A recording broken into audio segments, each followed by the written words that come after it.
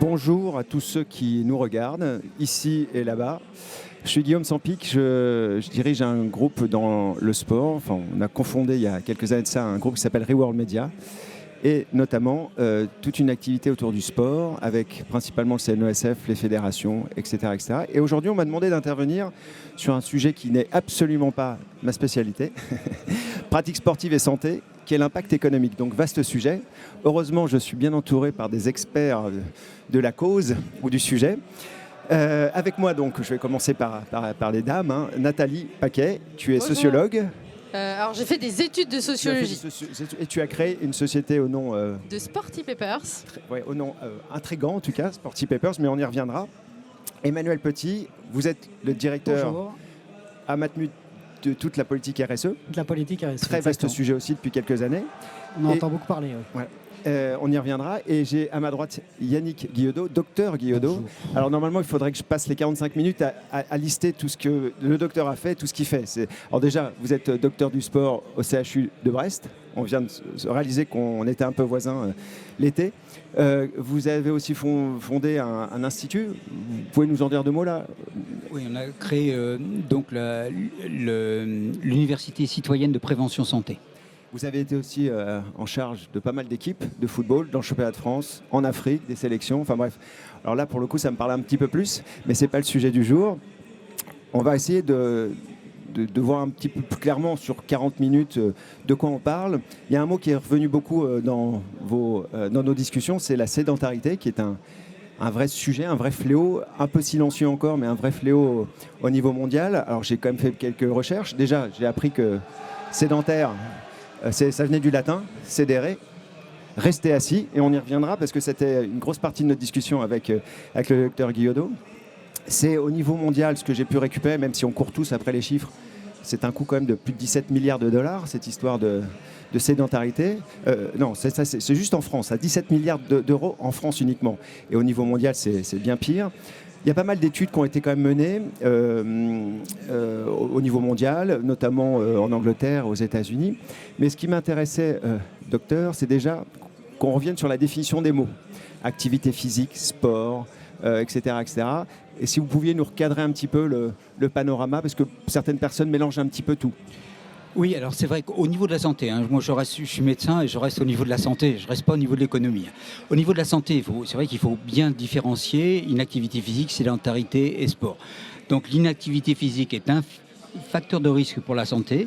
Si je fais moins de 30 minutes d'activité physique par jour, je dis bien par jour, tous les jours, c'est un comportement quotidien, je suis porteur d'un facteur de risque. Si je reste assis plus de 7 à 8 heures par jour, je dis bien tous les jours, je suis porteur d'un deuxième facteur de risque qui est complètement indépendant. Donc ce sont deux facteurs de risque pour la santé. Par contre, si je ne fais pas de sport, alors j'espère ressortir de la salle vivant quand même, si je ne fais pas de sport, je ne suis pas porteur d'un facteur de risque. D'accord. C'est ce que je dis à mes patients. Certains me disent, mais je ne fais pas de sport, vous me parlez de sport santé, donc je suis exclu quand je ne fais pas de sport du monde de la santé. Bien sûr que non.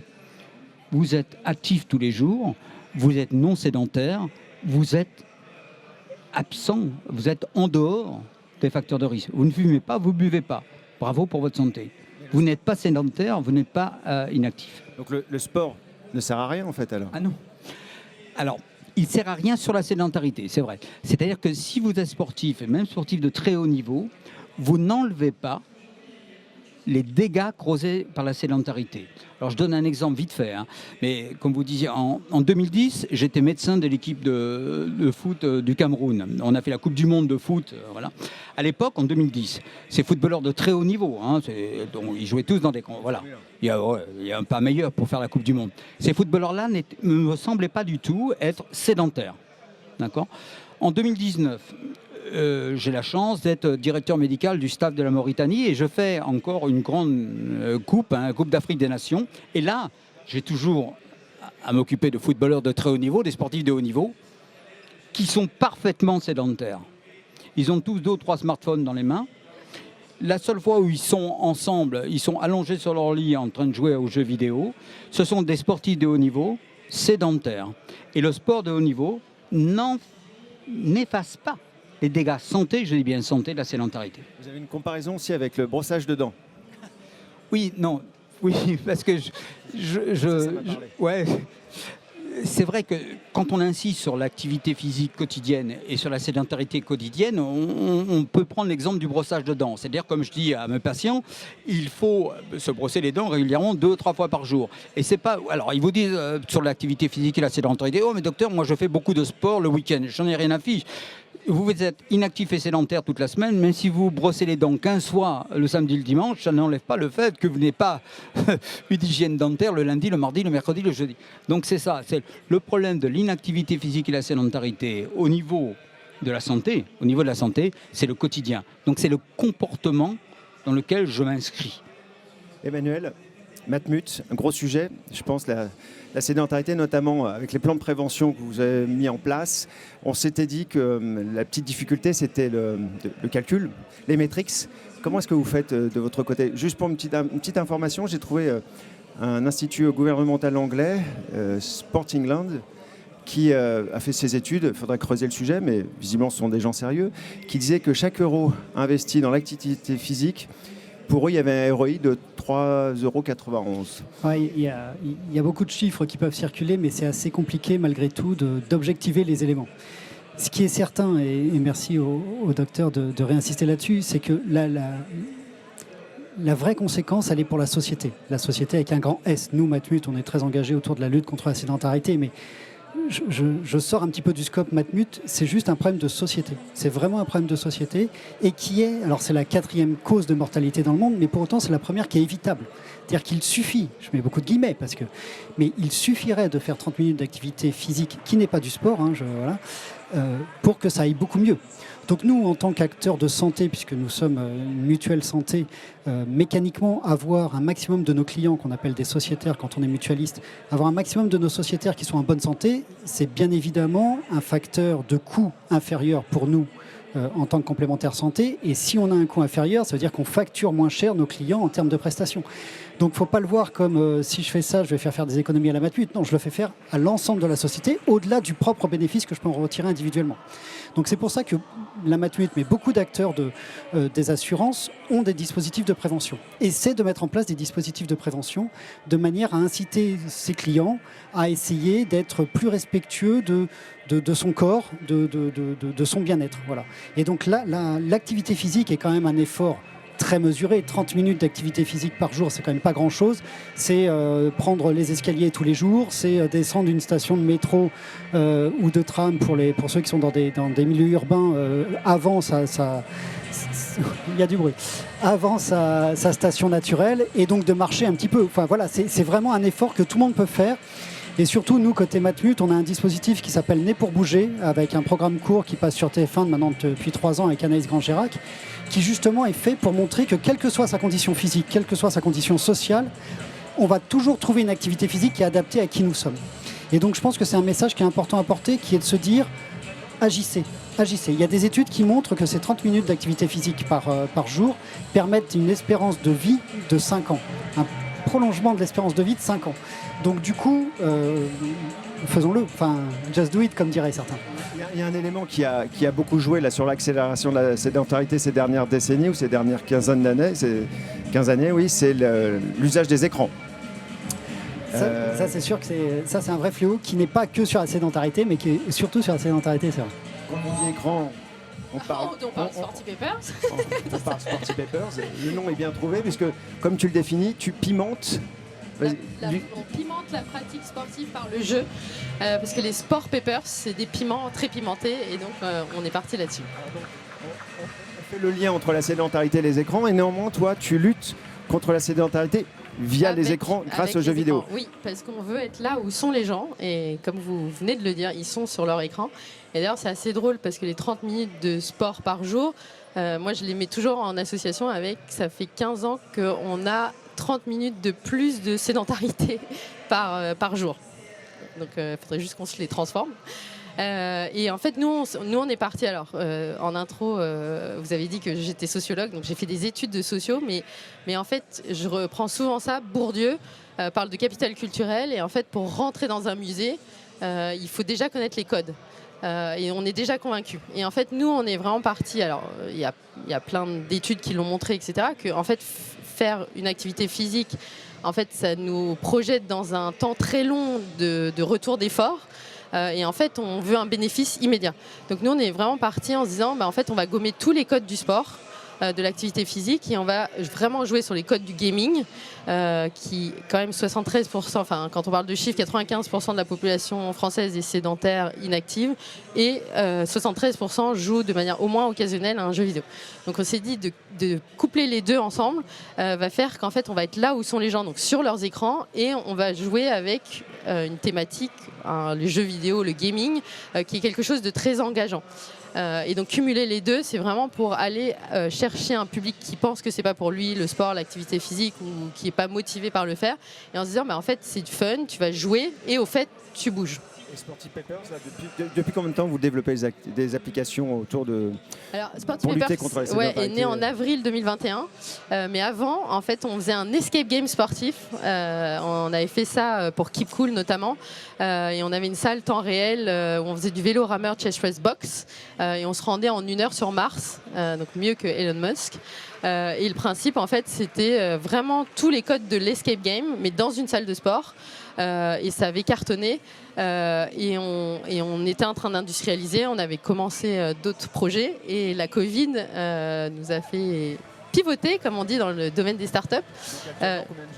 Alors on a 8 jeux à l'heure actuelle avec des intensités sportives plus ou moins différentes, et là on a sorti, on est en train de sortir parce qu'on est en train de le tester, un jeu entièrement paramétrable pour le public senior notamment, et on peut choisir l'amplitude de mouvement, le nombre d'obstacles, la durée, la vitesse, etc. pour que ce soit vraiment sur mesure pour les gens qui jouent. Et ça nécessite une condition physique particulière ? Non, parce que vraiment on a toutes les intensités sportives, et notamment aussi tous nos jeux se jouent en mode haut du corps pour plus d'inclusion. Bon, je ne vais pas polémiquer, mais en 2022, vous avez lancé un petit programme qui s'appelle « Posons nos smartphones ». Vous pouvez nous en dire un petit peu plus ? Oui. Moi, j'ai arrêté. J'ai arrêté depuis maintenant 15 ans de faire des topos, des animations, des trucs sur la lutte contre l'inactivité physique et la sédentarité. Parce que j'en avais marre. Je dis bien marre d'arriver dans un amphi et de voir que j'allais m'adresser que à des convaincus. D'accord ? C'est comme le nutritionniste qui rentre dans un amphi, il voit que des gens qui ont un IMC à 25, il dit je vais faire un topo sur l'obésité, et il sait qu'il a tout faux. J'en avais marre de ça. Donc j'ai dit j'arrête. Mais je continue mon travail de recherche clinique parce que je suis quand même médecin, je suis au CHU et j'adore faire de la recherche clinique. Et je me suis rendu compte que l'origine de la sédentarité dans ce monde actuel, c'est le smartphone. D'accord ? C'est ça. Et comme je dis en médecine, quand vous voulez vous attaquer à quelque chose, L'origine ou l'accélération ? L'origine. Je dis bien l'origine. Et quand vous voulez vous attaquer à une maladie, vous allez à la tumeur primitive et pas à la métastase. D'accord ? Or moi, quand je travaille sur la sédentarité, je faisais des topos sur la sédentarité, je travaillais sur les métastases. Je ne travaille pas sur la tumeur d'origine. La tumeur d'origine, c'est le smartphone. C'est notre vie actuelle. Je suis contre le smartphone, ma réponse est non. C'est comme si on me demandait si j'étais contre la voiture ou contre les micros. Non. Mais la voiture, vous avez un code de la route. Vous avez la prévention routière, qui est la meilleure prévention en France, on oublie de le dire. Et pour le smartphone, il n'y a rien. Alors c'est vrai que j'ai commis un petit livre qui s'appelle « Le smartphone tue », on me reproche le titre, mais c'est ça, le smartphone tue, parce que je fais une démonstration médicale, le reste je m'en moque moi, médicale que le smartphone tue. D'accord ? Et j'ai voulu valider ça au niveau scientifique. Et on a fait pendant une semaine, sur le territoire de Brest, un challenge. Êtes-vous capable, pendant une semaine, de réduire d'1 heure par jour votre temps de smartphone ? D'accord ? Donc la semaine S-1, je regardais combien je faisais, 6 heures par jour. Et la semaine S, où je m'engageais, je faisais que 5 heures. Okay ? On a eu 1700 personnes qui se sont inscrites sur ces 1700 personnes, 75% de gens, pourtant des convaincus, c'est-à-dire des gens qui venaient vers nous en disant « ouais, le smartphone, c'est un problème ». 75% n'arrivent pas pendant une seule semaine de réduire d'1 heure leur temps de smartphone. Première chose. Mais, ça encore, je m'y attendais. En tant que chercheur, je m'y attendais. Mais ce qui était super important pour moi, dans mes recherches, les 25% qui arrivent sont plus actifs au quotidien. C'est-à-dire que quand on mesure, alors bien sûr par le smartphone, vous voyez que je ne suis pas contre, leur nombre de pas, les 25% alors qu'on ne leur avait pas demandé de faire de l'activité en plus. J'avais dit, réduisez, c'est tout. Qu'est-ce que je fais pendant ce temps-là ? Faites ce que vous voulez. Mais ces 25%-là, statistiquement parlant, ceux qui ont réduit d'une heure, ils ont augmenté de 2500 pas en moyenne, hein, donc, puisque le cut-off était à 2500 dans la recherche clinique, augmenté dans nos pas. Donc je prouve bien qu'il faut s'attaquer à la tumeur préventive, à savoir l'environnement, le smartphone. J'insiste bien, je ne suis pas contre et je ne suis pas du tout dans le jugement sur le smartphone. Mais je dis qu'il y a une phrase qu'il faut retenir actuellement, c'est « je ne possède pas un smartphone, c'est le smartphone qui me possède ». Tout est dit là. En termes, on ne l'a pas encore abordé, mais on parle de sédentarité. Alors, je devrais tourner peut-être vers notre docteur sur ce plateau, mais vous avez un petit peu d'études sur justement l'impact sur les maladies graves, sur l'obésité, ce que génère la sédentarité accrue, notamment chez les jeunes. Alors, on n'a pas ces données parce que c'est des données médicales, justement. Donc, en tant que mutuelle, on n'a pas accès aux dossiers médicaux et on n'a pas à l'avoir et c'est bien légitime. Mais alors, du coup, c'est moi-même qui me retourne vers le docteur. Mais oui, bien évidemment, on sait que la sédentarité a un impact non neutre sur l'aggravation des maladies cardiovasculaires, sur le flux sanguin, je ne vais pas concurrencer le docteur sur les domaines, mais on sait très bien que la sédentarité, oui, a des impacts non neutres sur la santé humaine. Et donc c'est pour ça qu'il est important d'agir, et je trouve que la démonstration qui est faite est quand même assez simple, de se dire je pose mon téléphone pendant 1 heure, enfin j'essaie de réduire drastiquement, mais c'est là, après on vient sur la logique de le téléphone est une addiction et c'est d'autres maladies. Dans le gaming, on n'en parlera pas. Si, je veux bien faire quelque chose pour rebondir. Ça peut être intéressant.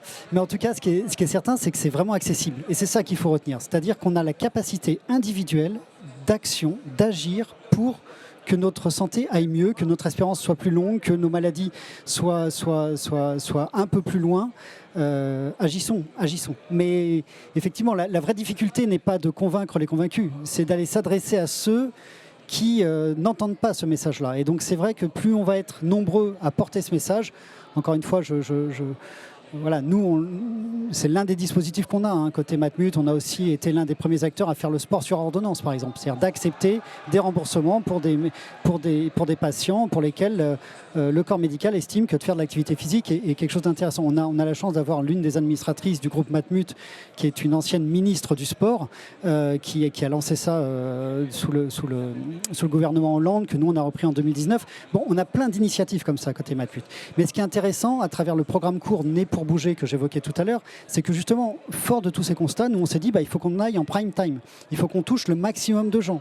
D'où la télé. Alors est-ce que la télé est encore ce qui touche le média qui touche le plus, un autre débat, mais en tout cas, voilà, tous les samedis soirs à 20h30, après le journal de TF1, 5 minutes pour montrer que quel que soit sa situation individuelle. C'est surtout ça qui est intéressant. C'est-à-dire qu'on n'est pas en train de dire aux sportifs faites plus de sport.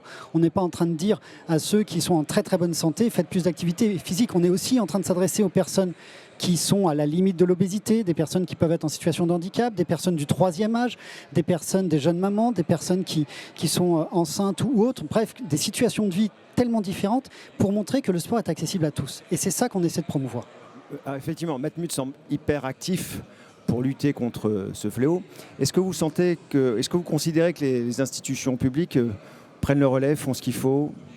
Parce qu'on sait que si les élus, on n'arrive pas à les convaincre d'investir un petit peu plus massivement, ça va être compliqué de lutter contre ce gros sujet de société. C'est une très bonne remarque et qui rejoint plein de préoccupations politiques aujourd'hui, notamment au niveau du budget, de la sécurité sociale, etc. C'était Agnès Buzyn qui, en son temps, demandait, à l'instar de la prévention routière, de mettre 2% des montants qui soient dédiés à la prévention.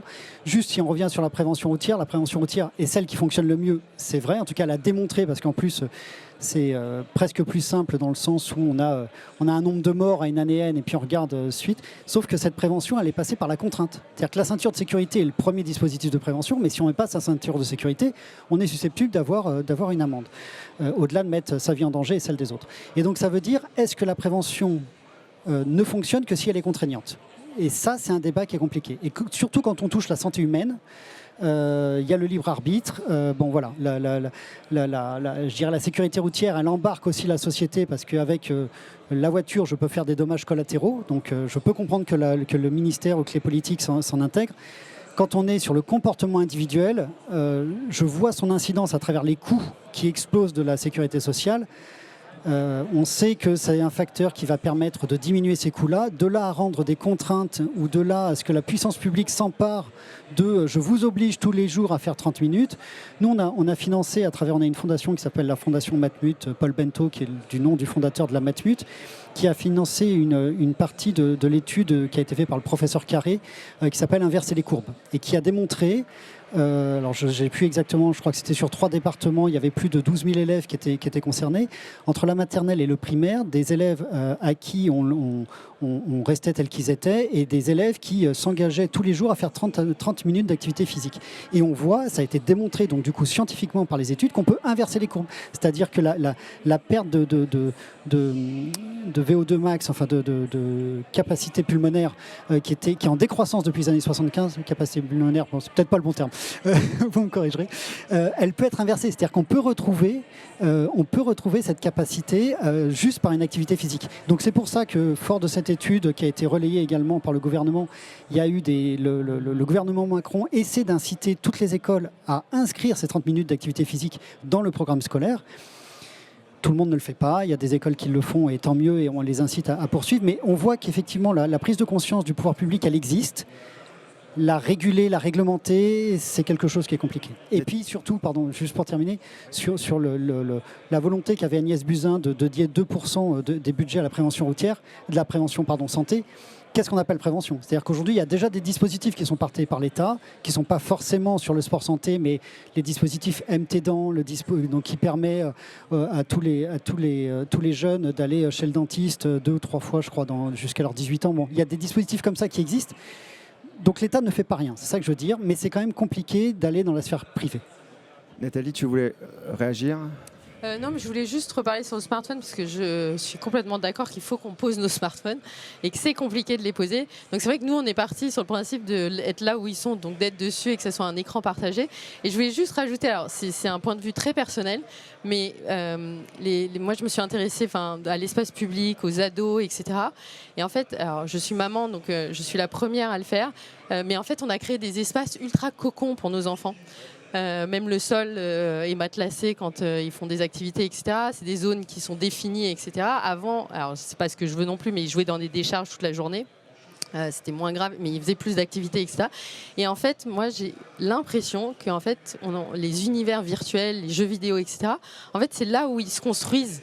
Parce qu'on leur a enlevé leur liberté dans l'espace extérieur et on se dit non, il faut que ça soit tout carré, il faut pas te faire mal, etc. Et en fait, les smartphones, c'est une prise de liberté pour eux énorme et ils se construisent leur identité, etc. Et moi, j'ai beaucoup étudié. Avant, j'étais au Cube, un centre de création numérique, et on était beaucoup en lien avec les ados, etc., les jeux vidéo. Et en fait, moi, je formais les parents à expliquer c'était quoi un jeu vidéo, les guildes, pourquoi ils se regroupaient entre eux, et qu'il fallait pas dire on mange maintenant, mais peut-être on mange dans 10 minutes, et comme ça, ils peuvent finir. Enfin, il y a plein de stratégies en fait dans le jeu vidéo, et en fait, ce que je trouve dommage, nous, en tant qu'adultes, c'est qu'en fait, on les cocoone un peu beaucoup. Et ce qui fait qu'en fait, ils vont aussi dans ces univers virtuels pour se chercher, pour trouver leur identité. Et en fait, c'est à nous, quelque part, c'est notre faute de les avoir un peu trop mis de liberté. Mais je ne sais pas ce que vous en pensez. C'est vraiment un point de vue personnel sur les univers virtuels. Mais je pense que... Vous avez raison, c'est que l'environnement a totalement changé. Moi tout seul et nous, même à nous quatre, on ne va pas changer l'environnement. L'environnement a changé. L'environnement nous sédentarise. Qu'est-ce que moi je vais faire contre les GAFAM ? Quand on voit la valorisation boursière des GAFAM, je peux pas lutter contre ça. Je ne peux pas. Un politique ne peut pas lutter contre ça. Une mutuelle ne peut pas lutter contre ça. Sauf que il faut, comme on dit en médecine, faire de l'éducation thérapeutique. C'est-à-dire que quand on annonce qu'un patient a un diabète, on va falloir lui dire « tu vas avoir ça toute ta vie maintenant ». Moi, médecin, j'y peux rien. Il va falloir que tu t'accapares cette maladie-là et qu'on fasse le chemin le plus long ensemble. D'accord ? Là, pareil, j'annonce aux gens, bien sûr, qu'ils ont tous un smartphone, on est tous comme ça, on est plus à 5 heures. C'est la vie, comment faire que cet outil-là, quand même, ne nous tue pas. Quand même, c'est terrible, on est dans la mort. Il faut que quand même, les chiffres sont clairs. Si vous passez de 7 heures à 8 heures par jour de sédentarité, vous augmentez de 12% votre risque de mort prématurée. Il n'y a aucun chiffre qui montre ça. Il n'y a rien qui montre ça. Actuellement, à juste raison, on nous interpelle sur le climat et tout ce qu'on appelle, moi, ce que j'appelle le mal du dehors. Je suis d'accord. Qu'est-ce que je peux faire, moi, sur le mal de dehors? Rien. Qu'est-ce que je peux faire sur le mal du dedans? Ne pas fumer, ne pas boire, ne pas être sédentaire, c'est que moi. C'est que moi qui peux valoriser mon capital santé. Et comme je dis à mes patients, il n'y a pas de deux tours de manège pour la santé. Il n'y a pas de deux tours de manège. Quand j'annonce à un patient qu'il a un cancer du poumon, il me dit maintenant j'ai compris, je vais arrêter de fumer. Trop tard. Il n'y a pas de deux tours de manège. C'est affreux. C'est affreux. Donc la seule façon qu'on ait, c'est de... Moi je suis d'accord, il ne faut pas légiférer, il ne faut pas ceci, il ne faut pas cela. Il faut éduquer. Et j'en ai fini. Ce que je trouve très à l'envers de ce qui a été fait avec la commission Macron, j'espère que... Mais c'est qu'on responsabilise les enfants actuellement. Mais mon Dieu, c'est les parents qu'il faut éduquer. C'est les parents qu'il faut éduquer, je suis d'accord avec vous. C'est-à-dire, oui, on a un smartphone, oui, on va essayer de trouver un intrafamilial, et puis dans l'entreprise, et puis peut-être avec l'aide des mutuelles, et puis peut-être les politiques, on va essayer de vivre avec cet outil qui nous tue. Qui nous tue. Les dinosaures sont morts, on va en mourir. On va en mourir. Mais les lobbies sont plus forts que tout. Regardez sur la malbouffe. Sur la malbouffe, voyez le drame du Nutri-Score. Le Nutri-Score est en train de lutter contre Nestlé, contre Danone, et ainsi de suite. Il a un mal fou à s'imposer. Moi, j'aimerais qu'on impose un Numéri-Score. Je ne suis pas contre le fait. Mais ça c'est bon, ça c'est pas bon. Et puis il y a quand même toujours un effet quantitatif. Toujours un effet quantitatif. Il y a un effet qualitatif, je suis d'accord avec vous, mais il y a un effet quantitatif. 1 heure de smartphone en moins, c'est 1 heure de moins de sédentarité. Donc j'améliore mon capital santé. Point barre. Alors c'est très spécifique à la France, c'est vrai, on attend beaucoup de l'État et en même temps on s'en plaint beaucoup. Donc c'est vrai que les initiatives doivent venir de la famille. Dans les entreprises, vous travaillez avec vos sociétaires, votre priorité ce sont les sociétaires, mais vos employés, justement, comment est-ce que vous traitez ce genre de sujet avec eux? Alors, merci pour de nous permettre de parler de ça, parce que c'est vrai que si on veut être cohérent, on ne peut pas être que vers l'externe. Donc il faut aussi que vis-à-vis de l'interne, on travaille. Et là où je rejoins le docteur, c'est que il n'y a pas que le smartphone qui a posé problème, il faut aussi se rappeler du Covid. Le Covid a incité les entreprises à développer le télétravail. Qui dit télétravail dit travail à distance. Et en fait, désormais, dans les entreprises, on est tous, excusez-moi l'expression, mais le cul sur sa chaise, derrière un écran, à regarder des collègues qui parfois sont à 3 mètres, mais comme il y en a 5 qui sont à distance, on ne se met pas en réunion parce que c'est ce qu'il y a de pire. Et donc, du coup, la sédentarité. Avant, c'est tout bête, on se levait pour aller dans une salle de réunion. On repartait de la salle de réunion, on était en retard à toutes les réunions, c'était peut-être l'écueil. Mais au-delà de ça, on bougeait. Il y avait une activité physique, enfin, en tout cas, on bougeait.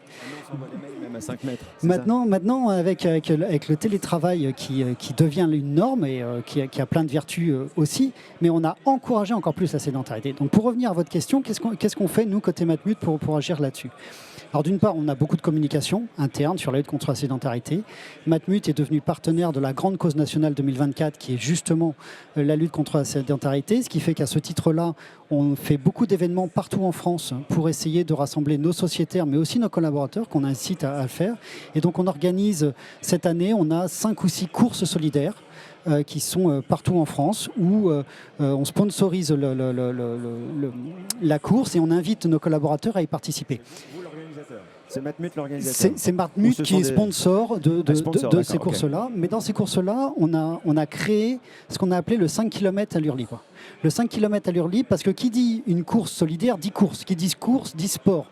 Alors que tout le discours, c'est de dire, c'est pas forcément faire du sport, c'est de faire une activité physique. Et donc le 5 km allure libre, c'est juste de se dire, vous y allez comme vous voulez. Juste, vous avez à faire 5 km à pied. Objectivement, tout le monde peut faire 5 km à pied. Et ceux qui n'ont jamais fait 5 km à pied, je les invite à commencer par un premier kilomètre, par un deuxième kilomètre. Et s'ils ne terminent pas les 5 km, c'est pas grave. L'objectif, c'est de dédramatiser et de montrer que derrière le terme course, il y a surtout cette logique d'inclusion. C'est-à-dire que les courses ne sont pas réservées aux sportifs. Les courses peuvent aussi le faire à une allure libre. Et donc, c'est de la marche. S'il y en a qui veulent courir sur 5 km, ils courent. S'il y en a qui veulent le faire à reculons, ils le font à reculons comme ils veulent. peu importe, le tout c'est un prétexte. Donc voilà, donc on essaie à travers ces courses-là d'inviter nos collaborateurs à plus bouger. On essaye d'arrêter de faire de l'ascenseur. Donc on a mis dans les contre-marches des escaliers, des petits messages pour inviter les gens en disant tiens encore 3 marches, on manque 3 marches, enfin des nudges, exactement, c'est la théorie du nudge, pour inviter les gens à le faire. On a créé des playlists Deezer pour que les personnes puissent faire ça en plus en écoutant de la musique qu'ils aiment bien. Donc on essaie de trouver des logiques de nudge, des logiques de plaisir à faire de l'activité physique. Est-ce que des initiatives viennent des employés aussi ? Alors on a tout, il y a des employés qui sont hyper réceptifs, enfin c'est une micro-société, une entreprise par définition, donc là il y en a pour qui c'est plus difficile. Chez Matmut. On est 6500, très, très franco-français, on a 500 agences partout en France et on a, on va dire, une dizaine de gros sites, le siège social est à Rouen, on a un deuxième gros site à Bordeaux et puis des plateformes téléphoniques en France. Donc voilà, 6500 collaborateurs qu'on essaie de mettre en mouvement avec plus ou moins de réussite, donc on teste aussi des choses, voilà, tout n'est pas parfait dans ce monde, mais néanmoins il y a une véritable volonté d'être très cohérent par rapport au message qu'on porte à l'externe et essayer de l'impliquer en interne. Nudge, tu peux nous expliquer ? C'est des techniques de gamification pour vous faire une action. Sans vous en rendre compte. Oui, voilà, sans s'en rendre compte. Oui. D'accord. Ok. Moi qui travaille avec le CNESF, effectivement, à chaque marche, plutôt que de prendre l'ascenseur, le nombre de calories que tu consommes. Oui, par exemple, où une marque célèbre avait fait un escalier en piano et ça avait montré que les gens prenaient plus l'escalier que l'escalator. Mais cet exemple était très révélateur. C'est-à-dire que des gens qui prenaient l'escalator, c'était dans une station de métro, me semble-t-il, où ils avaient mis donc les touches blanches, noires du piano, et donc on pouvait faire de la musique juste en montant et en descendant les escaliers. Le nombre de personnes qui prennent l'escalier à cause, et c'est tout bête à faire, et qui jouaient, qui descendaient, qui le faisaient plusieurs fois. Et quelque part, c'est vraiment du gaming. Voilà, c'est vraiment ça, cette technique-là, et qui montre que c'est facile. Donc ça veut dire que si on arrive à trouver des techniques qui permettent aux gens simplement de s'y mettre, les gens ne sont pas contre et ils le font naturellement. En fait, c'est un bénéfice immédiat. Enfin, les bénéfices de l'activité physique, c'est atroce, mais les bénéfices, ça demande un certain effort et en plus, c'est long terme. Et en fait, les gens, ils fonctionnent avec... Sauf que le problème, c'est que dans toutes les études, on est toujours très brillant. On est toujours très brillant dans les études, sauf que ce n'est pas la vraie vie. Le gros changement qu'on a en médecine actuellement, depuis 4-5 ans, toutes nos études, c'est en vie réelle. On a compris enfin, parce qu'on est idiots les médecins, on est très très idiots. On fait des études, des magnifiques études cliniques, et on se rend compte au bout d'un moment que oui, pendant 6 mois qu'on étudie les gens, wow, notre système de trucs, c'est mieux. Chasser naturel, il revient au galop, pouf, c'est terminé. Et maintenant, toutes les études qu'on essaye de faire en recherche clinique, c'est en vie réelle. Et c'est le problème. C'est pour ça que je reviens au smartphone. La vie réelle, elle est là. Si vous n'attaquez pas la tumeur primitive, et j'y reviens, vous n'y arriverez pas. Oui, ça marche, l'histoire du piano. Je connais cette étude-là. Vous avez vu ça se développer nulle part. Donc ça ne marche pas. Deuxième, première, oui, oui. Et deuxième réflexion où je ne suis pas du tout d'accord avec ce que vous dites, c'est sur le télétravail. Je ne suis absolument pas d'accord. Bien sûr que le télétravail, c'est une pourriture, médicalement parlant. C'est une pourriture. C'est irrecevable pour le médecin que je suis. Irrecevable. Toutes les études nous montrent que c'est plus de sédentaire. C'est irrecevable. Mais attendez, j'ai fini. On va voir Je finis. Quand vous dites ce qu'il faut agir, c'est sur le temps libre des gens. L'entreprise, c'est pas son rôle. L'entreprise fait ça, son job. C'est le temps libre.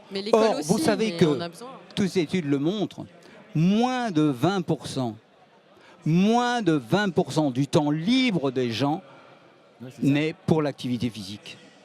80% du temps libre des gens, c'est le smartphone, les consoles de jeux et la télé. 80%.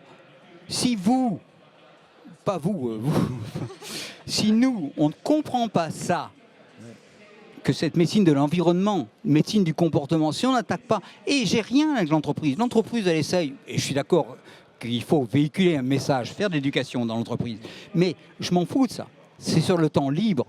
Et le temps libre, malheureusement, est totalement phagocyté. Oui, c'est ce que j'allais dire. C'est pour ça qu'il faut aller dans les écoles et pour l'entreprise. C'est quand même des lieux où on peut éduquer. Le Covid n'a fait qu'augmenter ça. Oui. Donc, un adulte en France qui travaille sur son ordinateur, 24 ans, on enlève 8 heures de sommeil, je compte un peu large. Et donc ce que je comprends, c'est que sur les 16 heures d'éveil, il y a 8 heures qui sont malheureusement consacrées à la sédentarité d'une manière ou d'une autre. Ben oui, il y a 8 heures de boulot. Donc, oui, c'est ce que j'allais dire. Moi, j'ai pensé. les 8 heures de boulot, bah oui, vous pouvez pas. Sauf que ils le font à la matute. Mais de dire que toutes les 2 heures, au moins, il faut se lever, voilà. Oui, Hein, c'est- parce que c'est ça, le problème de la sédentarité, c'est le temps cumulé, c'est vrai, mais c'est aussi les longs temps que vous faites. Ouais. Hein. Deux Alors je donne heures, toujours le même exemple à mes patients, il est facile. Vous regardez l'eau d'un torrent, c'est une eau qui est claire, qui est jolie, qui est magnifique. Et vous regardez l'eau d'une flaque où l'eau est là depuis 2 jours, elle est dégueulasse, ainsi de suite. C'est exactement comme ça que ça se passe dans le corps humain.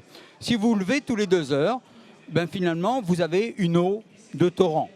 D'accord. Voilà. C'est déjà un petit truc de rien du tout. Et donc, j'interdis, moi, aux dirigeants de faire des réunions de plus de 2 heures. C'est aussi facile que ça. Mais, Ou de les faire en mouvement. Enfin, Oui. on peut s'asseoir. Oui. Non, mais Ou de faire il y des a réunions debout. Faire Oui, des oui, réunions debout. debout. mais moi, j'y crois pas, ces trucs-là. Ça, vous allez faire. C'est pas la vie réelle. Non, mais on est d'accord. Arrêtez de ça. Mais, alors, Arrêtez vos expérimentations alors, qui si, ne marcheront pas. Ouais, moi, je suis désolée, ça permet de réduire le temps de parole parce qu'ils n'ont pas envie.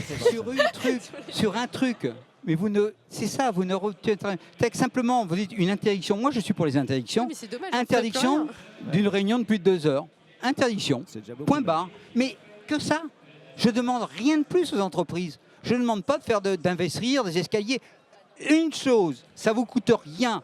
Interdiction des réunions de plus de 2 heures. Point barre. Et même, je fais une réunion d'1 heure et demie et après, je leur dis pendant une demi-heure, faites ce que vous voulez. Et comme je vous ai dit tout à l'heure, le faites ce que vous voulez.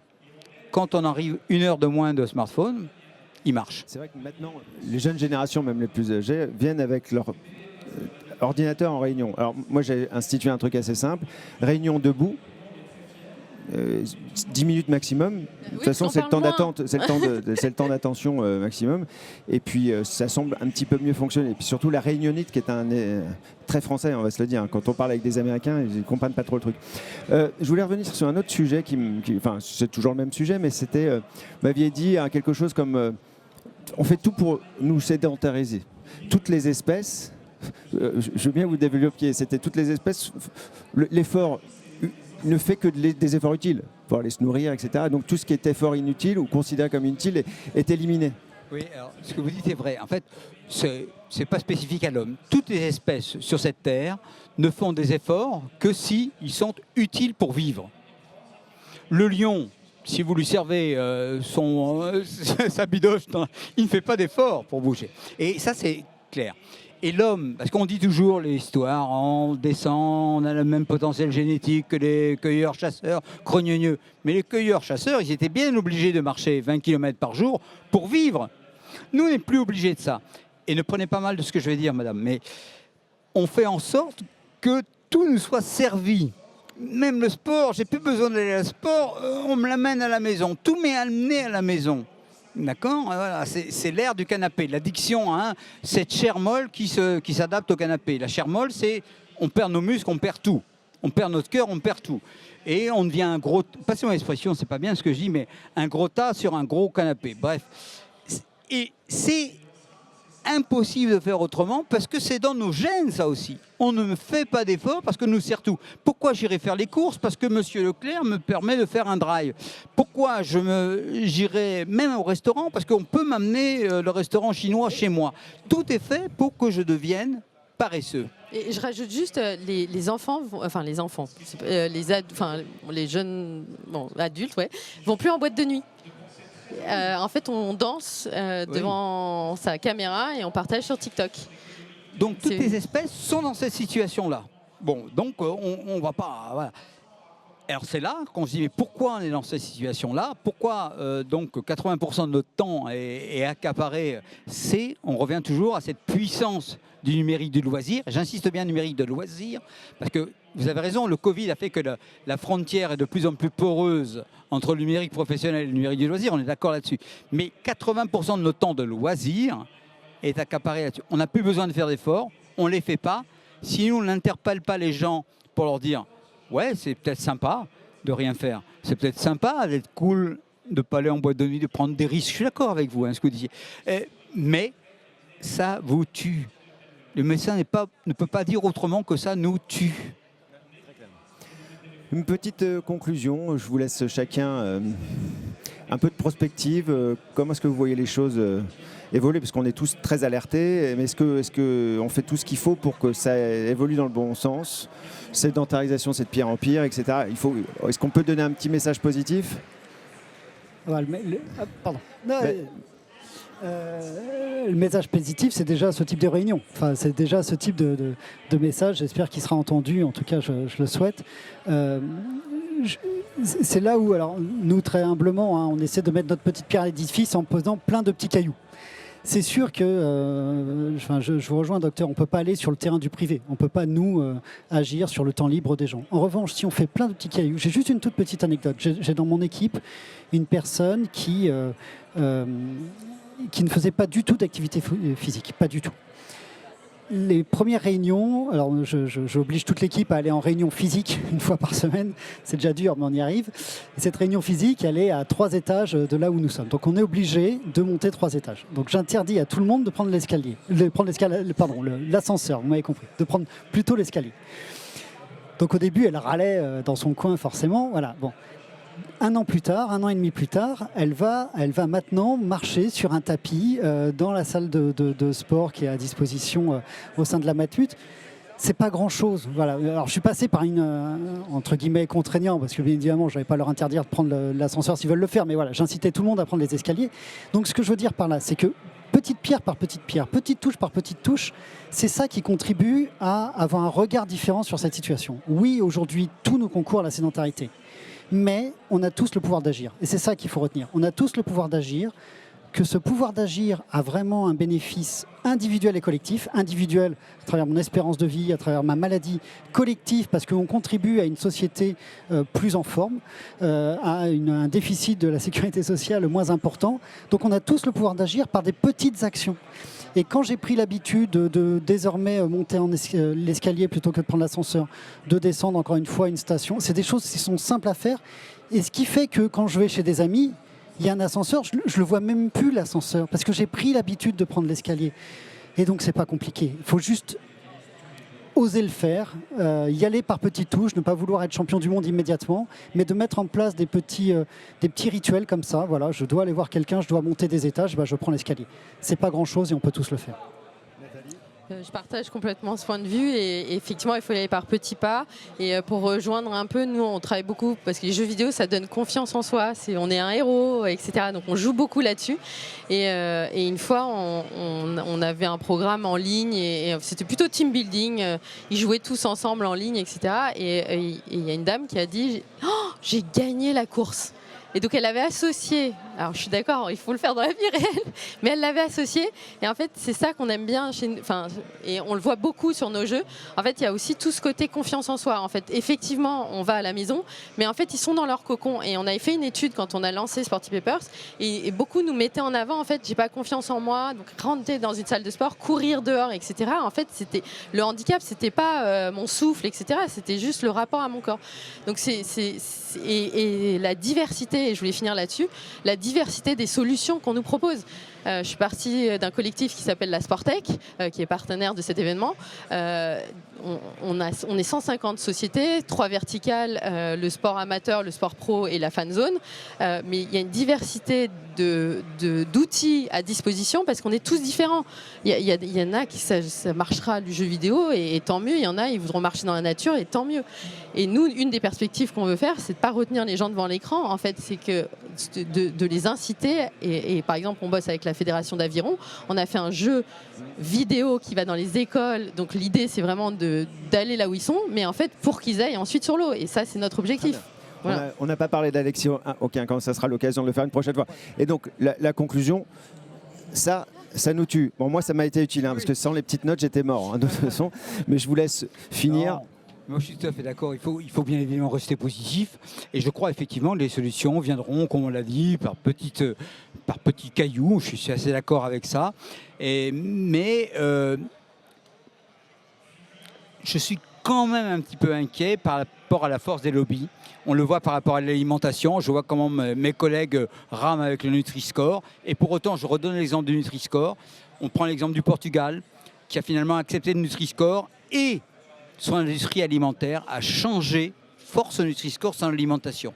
Donc on voit que le poids, des fois, d'une obligation, on oblige finalement dans l'État, les politiques portugais ont obligé à marquer le Nutri-Score, alors que l'Italie ne veut pas, par exemple, et ça a amélioré, ça a apporté une dynamique du succès. Et je crois que par rapport, les lobbies du smartphone sont encore plus forts que les lobbies de l'alimentation, n'est-ce pas? Et je crois qu'il va falloir qu'on agisse aussi à haut niveau et avec tous les petits cailloux que vous disiez tout à l'heure. Merci Nathalie Paquet, donc Sporty Papers, P-E-2-P-E-R-S. D'accord. Merci Emmanuel Petit, Matmut. Et merci docteur Guillaudeau. Donc, on se voit bientôt à Morgat. Merci à tous de nous avoir suivis. Merci.